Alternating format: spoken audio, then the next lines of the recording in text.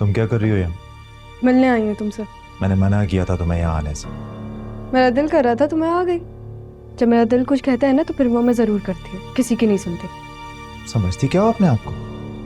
तुम क्या समझते हो मुझे? और तमीज से बात करो। इज्जत तुम्हें इस घर की, क्योंकि मैं इस घर की बहू हूँ। इस घर की इज्जत?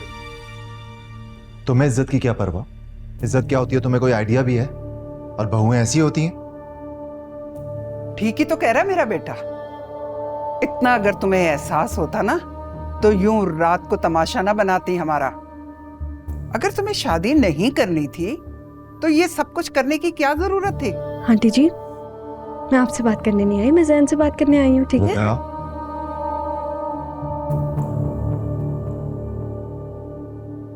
किस कदर बदलिहाज लड़की हो तुम। तुम्हें तमीज नहीं कि सास से कैसे बात की जाती है?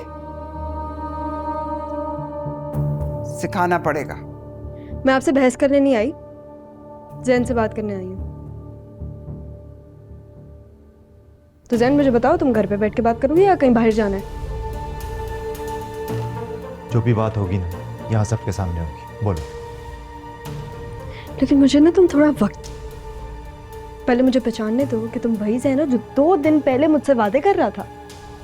और आज देखो, और कितने रूप है तुम्हारे। लिसन, मेरे पास इन फजूल बातों का टाइम नहीं है, ठीक है? मुझे ऑफिस जाना। तुम्हारी बातें तो खत्म होनी नहीं है। वापस आऊंगा ना तब मलामत कर रहे। ठीक है, जाओ तुम। अगर तुम्हारे पास मुझसे बात करने का वक्त नहीं है ना, तुम फिर मेरे पास भी तुम्हारे लिए इंतजार करने का कोई वक्त नहीं है। सैन, आज ऑफिस से छुट्टी कर लो ना। आज का दिन तो आप दोनों को साथ गुजारना चाहिए। बल्कि एक काम करो कि बाहर चले जाओ, बाहर जाके आराम से बात कर लें। मुझे बहुत जरूरी काम है ऑफिस में, ऐसी बिला वजह छुट्टियां नहीं ले सकता मैं। और तुमसे अगर इंतजार नहीं हो रहा ना तो जा सकती हो तुम। वैसे भी ये वक्त नहीं है इस तरह की बातें करने का।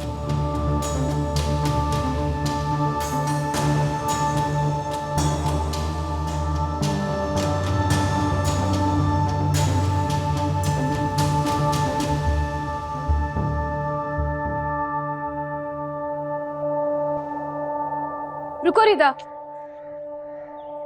बहुत मोहब्बत से अपना रहा था जैन तुम्हें, ऐसे जैसे अपनी कोई नई दुनिया बना रहा हूँ, जैसे 7 समुंदर पार करके आया हो। और तुमने दोबारा से उसे 7 समुंदर पार धकेल दी।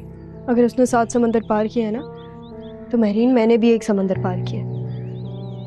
और वो जो 1 समंदर था ना, वो उसके 7 समंदरों से काफी गहरा था। जब मेरी जिंदगी में ये तूफान आने वाला था ना, मैंने एक्सपेक्ट किया था कि जैन मेरे साथ खड़ा होगा। और वो तो ऐसे बिहेव कर रहा है जैसे पता नहीं मैंने शायद कोई गलत डिमांड कर दी हो। रिदा, जिस रिश्ते की पहली बगावत हो ना, उसमें ठहराव ढूंढना बेवकूफ़ी होती।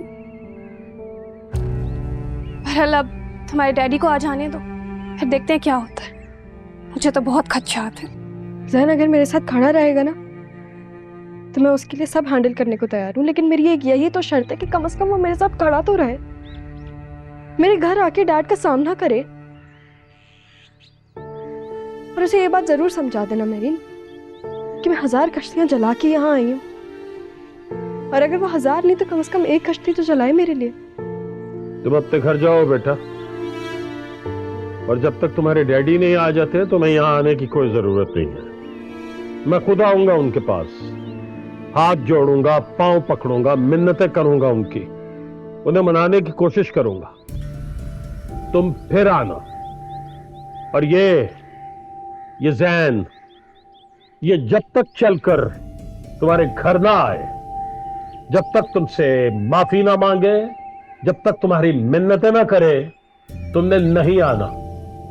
तुम इसके जितने नखरे उठाओगी ये उतना सर पे सवार होगा, याद रखना। तुम जाओ, और जैसे मैंने समझाया है बिल्कुल वैसे ही करना। थैंक यू अंकल, मैं याद रखूंगी। चले अब मैं चलती हूँ। खुदा हाफिज। खुदा हाफिज मेरीन, ध्यान रखना अपना। वाह मुश्ताक साहब वाह, खूब दिफा किया है आपने अपने बेटे का। पट्टियां पढ़ा कर भेजा है उसे। अब देखना कैसे हमारे सरों पर बैठ के नाचेगी वो। नाचेगी नहीं, हुक्मरानी करेगी इस घर में। तुम्हारा वक्त गया सुरैया बेगम, अब वक्त तुम्हारी बहू का है।